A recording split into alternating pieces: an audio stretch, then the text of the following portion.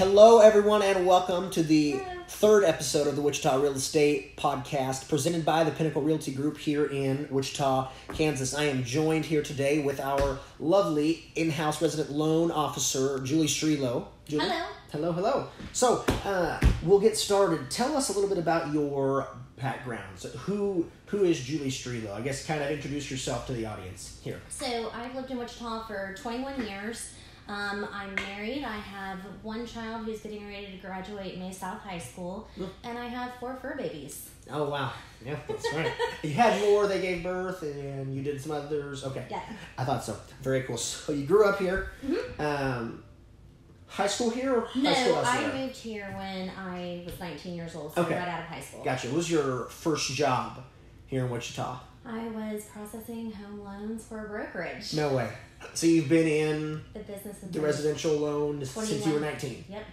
21 years. Yes. It's a long time. That is a very long time. But it comes with a lot of experience. I would say that I'm an elder of the industry. Okay, good. Okay, so before we move on to anything else, as to really, what the content is like on this, we ask every guest, shameless plug, free advertising for somebody. What's your favorite local restaurant in Wichita?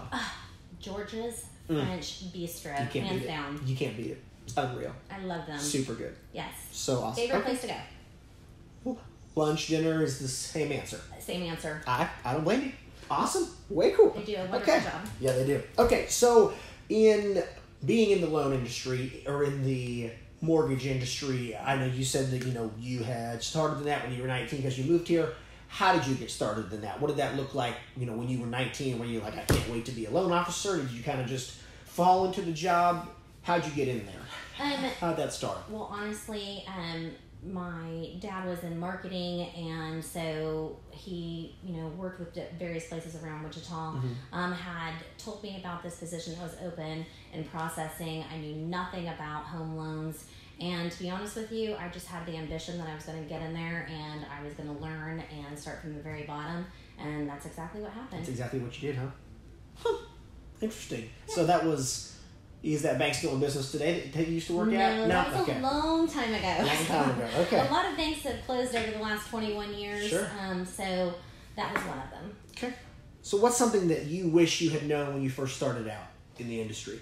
I don't know that there's anything that I wish that I had known. Because you knew nothing. I absolutely knew nothing. So sure. I taught myself everything from the beginning, and I would say that now, loan officers have tools available to them so that we can ensure, approval and closing. Right.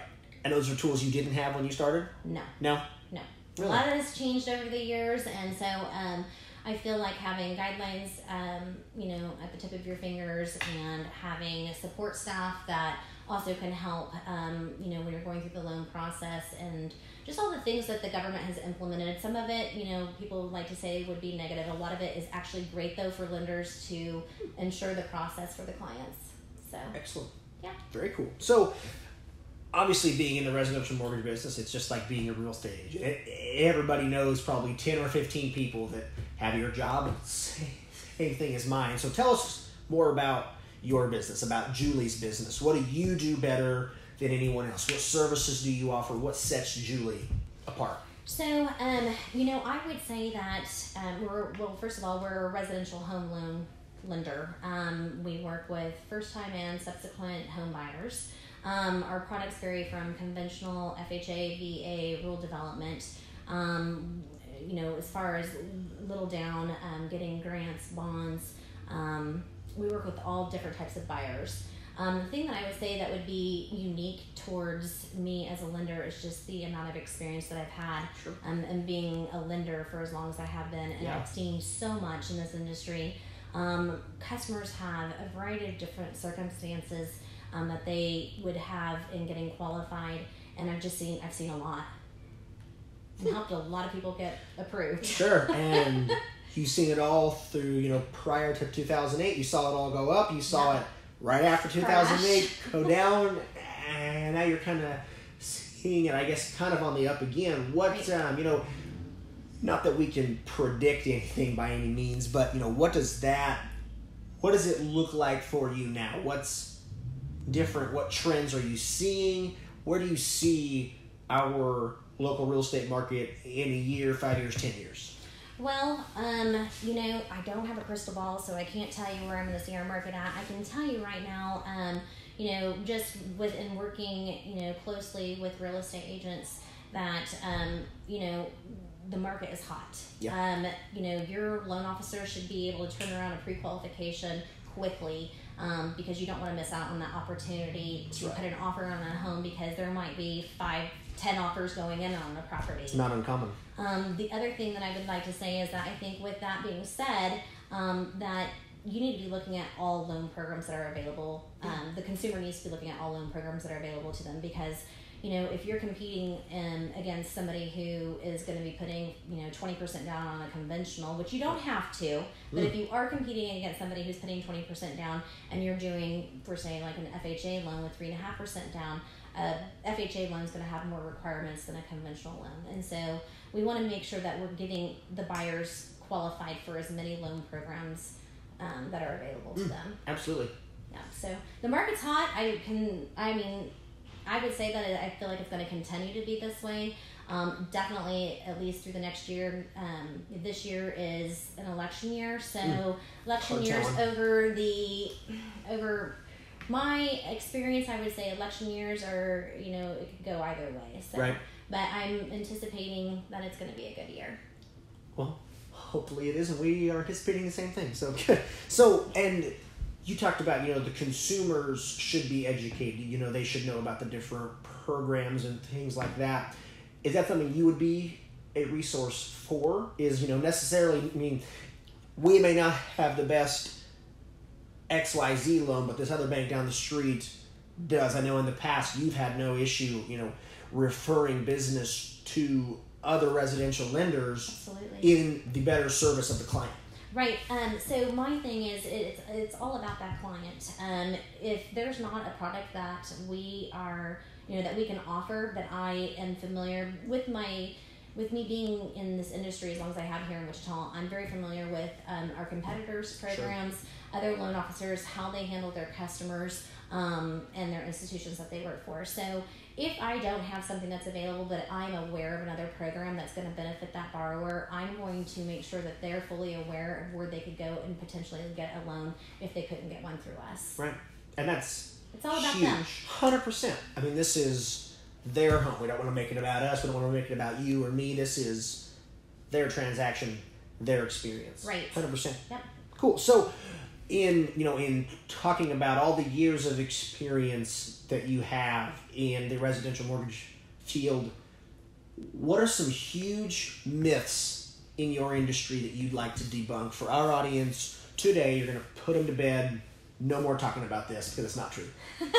Well, first we need to start off with, you do not have to put 20% down. If I had a nickel for every time I heard that, I wouldn't have to sell any more houses. I would say that would be my number one thing, is that a lot of first-time home buyers feel like they're not going to qualify because of a credit or because they don't have the 20% to put down. Yeah. We have programs that are available that don't require 20% down and just the minimum requirements. And like I said earlier, we have some grants and some programs that offer down payment assistance and so on. So I would say that is the number one thing. The second thing, there's a couple more things I'd like to, you know, just speak about. You know, the other thing is that when there's a lot of marketing from lenders on interest rates, and consumers are very interest rate driven. Sure. I just want to make sure that people understand that just because that is the best rate that most lenders are offering doesn't mean that you're going to qualify for that rate. If you have an 800 credit score, you're probably going to get the best rate that's available. Sure. If your credit score is in the mid-6s, you're probably going to have a little bit less of the most favorable interest rate available. Right, it's going to be a little higher. Right, and so, you know, those terms are set, you know, through the federal government for us, the pricing adjustments, and so people need to be looking at, you know, what my interest rate is going to be, why my interest rate is going to be that way, and then they need to look at how much they're paying to get their interest rate. Right. Fees associated are tied to interest rates as well. Sure, so, yeah. You can buy those points down or up or one of the two. Exactly. Right. 100%. And then the third thing I'd like to say is that a lot of consumers feel that choosing an online lender is going to make it quick and easy. And I completely disagree with that. Well, I can tell you from a real estate agent standpoint that it absolutely does not. I've done a couple deals in the last year, just in 2019, just last year, I guess it is the new year now, where, the buyer, on whether I was the listing side or the buyer side, the buyer had been pre-qualified through Rocket Mortgage, Quicken Loans, something online, and it was, for lack of a better term, because I don't want to swear on this podcast, it was a less than favorable transaction for all involved. No one enjoyed it in any stretch of the imagination. Absolutely. Well, I mean, you're going to be dealing with, you're not going to be dealing with one person all the way through the loan process, which you're going to be going from department to department. The other thing is that, we specialize in our local market and area. Right. So we know the laws, we know how the process goes, we know how we work with our title companies, we know what fees are associated with our state. Right. And so those are things that not every online lender is going to be aware of. And so it can cause hiccups or, it can slow down your process. And you can even say that you're pre-qualified just because they pulled your credit, but yet they haven't verified your income. Right. And so we try to do everything up front in the pre-qualification stage. Yeah, there's a difference in being pre-qualified and being pre-approved. Right. Huge difference. So huge difference. That would be the third thing that I'd like to mention. Oh, sorry. Dang it. Okay. You were out of your mouth. If you want to expand on that, you're more than welcome to. No, that was okay. That was pretty much it. Perfect. Cool. So, the title of the episode here that we have today, is 5 things I wish I knew before I bought a house. And who better to hear from than a real estate agent and a residential lender. Residential mortgage lender with 20 plus years experience. So if you could talk to our audience today about the 5 things, like if you could put yourself in the time you bought your very first house, however long ago that was, you could put yourself in those shoes compared to all the knowledge you have today, this very second, what are some things you wish you knew? So I think that the thing that would be one that I would like to start off with is that a lot of the times when you're getting pre-qualified, you are not fully aware of all the programs that are available to you. You need to be checking out the loan terms, the fees, that and the cost. So the loan terms, which is the interest rate, the program, and the fees that are associated with that. Then you need to be weighing your options carefully of which program to select. What's going to be the most beneficial for you to go into as far as a loan term. I would say the second thing is, are you going to be house poor? Are you going to be able to afford what your mortgage monthly payment is going to be plus all of your other obligations? So, a lot of people get excited about, I'm in love with this house. Can I afford this house along with everything else that I'm paying currently? Right. So that would be... Because those things don't go away just because you have a mortgage payment. Right. Yeah. And so that would be... It does wrap in your taxes and your insurance. It doesn't wrap in your utilities and your HOAs and your car payment and your tuition and your groceries and your utilities. And it doesn't account for all that. Right. All that's ancillary and all of it's on top of it. So that would be the second thing. I would say the third thing is that you need to be looking at what other investments am I going to incur in being a homeowner. So, do I have to buy a washer and dryer? Do I have to buy a mower?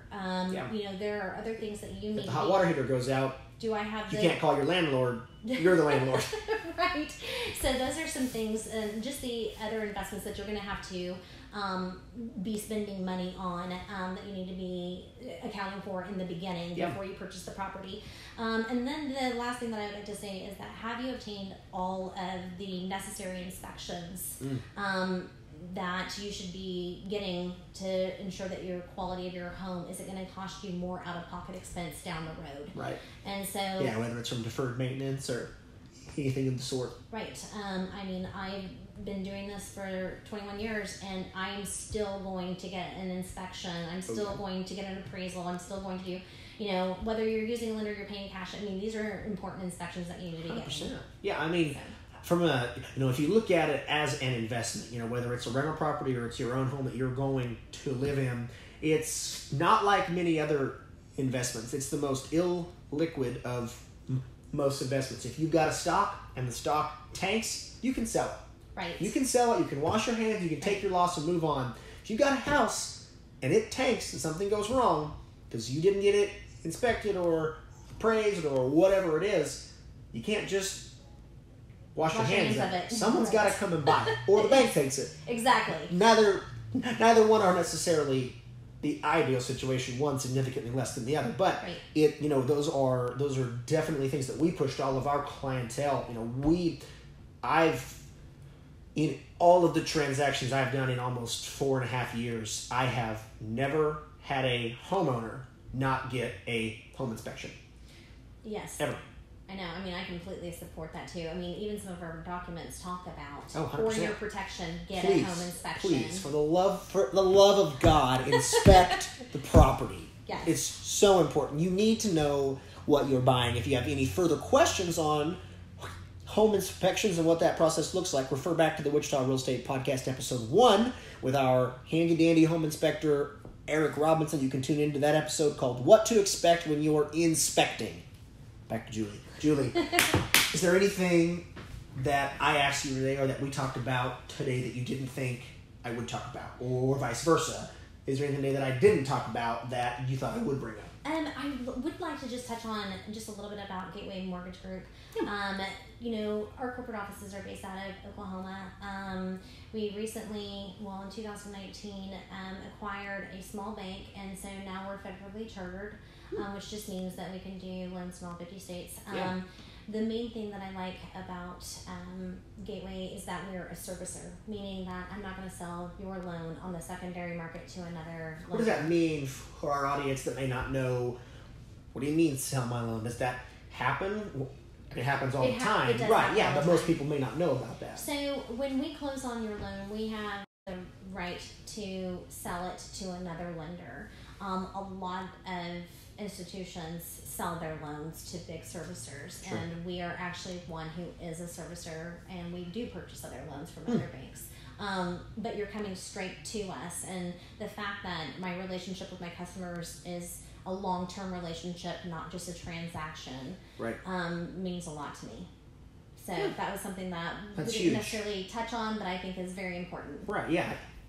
If I close a home with you, whether it's 5 days, 5 months, 5 years, 10 years, 20 years, I'm always going to be able to come talk to Julie about my stuff. That's correct. And that's huge. And I think kind of going back to, the online or, remote mortgage applications that people are doing, and, transactions that they're doing with that, from an agent standpoint and from a buyer standpoint, there's something to be said about being able to walk into Julie's office and say, what's going on with that? Right. Why? And I know that my main and only point of contact throughout this entire process is Julie. Sure. Or if there's a hailstorm. Exactly. And you are needing to replace your roof, and you need to have your insurance check signed because it's made out to you and to the mortgage company. Right. You don't have to wait around for the corporate office in Texas to send it to California. Exactly. That's going to send it to New York, and it'll be a couple months before you get a check. Julie gets to sign that check. Well, I know, but somebody here does, yes. It's a local office that you can walk into and we can get your check signed for you. So there I didn't know that. That's lots awesome. of perks about being a local lender and being a servicer. That's awesome. Any advice you'd give to our lovely audience today before we wrap up? Yes, I would like to just say, I'd like to reiterate, just make sure that you're getting, several fee sheets, several cost sheets from different lenders. It's okay to shop for your home loan. In fact, I feel like it's important. Most of the time when I'm wanting to do something, I'm going to, look at 2 or 3 different possibilities and make sure that I'm exhausting all my loan options. So I'd like to say that, and review your terms carefully. You want to definitely make sure, since it is a 30, a 15, or 20, or whatever term it is that you choose, it is going to be a long term that you're going to be obligated to that. So make sure that you're satisfied with what you've selected. And then I know people that have spent more time shopping for sneakers than they have shopping home loans, and pay right fees and the right interest rates and the right programs. I mean, for something like this, more than anything ever, more than a car, more than anything else, you need to know what you're buying, and you need to know that you have the best way in which you're going to buy it, with the best team around you, the best people that you can get. All of it adds up, and all of it makes such a huge difference. Yes, and then the last thing that I would also like to say is choose a local lender. It's going to be in your best interest. That's true. From the agent side, like I said, from the agent side, and from being the buyer's side as well, from seeing both sides of the coin multiple times, nothing compares to being able to talk to someone that's in your time zone. Exactly. In your city. Mm-hmm. Because if it's outside of that and you don't have their cell phone number, you have an office number where you're going to get redirected through an automated system. Oh, it's 4 o'clock on a Thursday afternoon. Sorry, the lender's out for the rest of the day. Now you wait till Monday. Right. Well, if it's something local and you've got their cell phone number and you're able to go to their office, you're able to find that answer, get it knocked out, get it taken care of, and still close on time. Well, somebody that's willing to work around the clock for you too. Yeah. You know, I mean, even if you're on vacation in Belize and you need to take a loan application because that customer, I know you've done that before for me, going to matter. You know, weekends, nights. I mean, choosing your lender is so important. Yeah. No, I mean it's huge. It's one of, if not the most important part of the entire process. Yes. Beyond identifying the home, we can do that. Right. You know, it's the longest term relationship that you'll have throughout the transaction. Absolutely. 100%. So, one more question one more item, I guess. You get to ask the question. Every guest we have on the Wichita Real Estate Podcast, presented by the Pinnacle Realty Group, gets to ask our audience a question at the end of every episode. We only ask that you, when the answers do come in, whether they're through email, text message, Facebook, Instagram, wherever they are, that you jump in and help to answer the questions, reply to the comments, and help to dive in and interact with the audience. So, for our audience, what's your question today? For your audience, what would you? Oh goodness, that's a good one, Lawton. I don't know. What would you expect for service in choosing your lender? Great question. Hopefully that provides some good insight for you, some other lenders watching, other agents watching. Everybody can benefit from this. This isn't just for the end consumer. So, no, Julie, thank you so much for being our guest today. Tune in first week of February. We've got a very, very, very special guest at the February episode, the 4th episode of the Wichita Real Estate Podcast, presented by the Pinnacle Realty Group. This has been Lawton with our very special guest, Julie Strelow with Gateway Mortgage Group. All of her contact information will be in the show notes, and you can listen to this. You can rewatch this video on Facebook, Instagram, or listen to it in podcast form anywhere you listen to podcasts: iTunes, Spotify, Stitcher, SoundCloud, any of the above, all of it, and anything. If you need to reach out to us, feel free to message us right above. If you need to reach out to Julie, once again, her contact information will be in the show notes. I look forward to watching everybody dive in and answer your question, and you being able to kind of interact with them back and forth. So, Julie, thank you so much for making time for this today. You rock. Thank you so much. Thank you. Awesome, guys. Thanks so much for watching.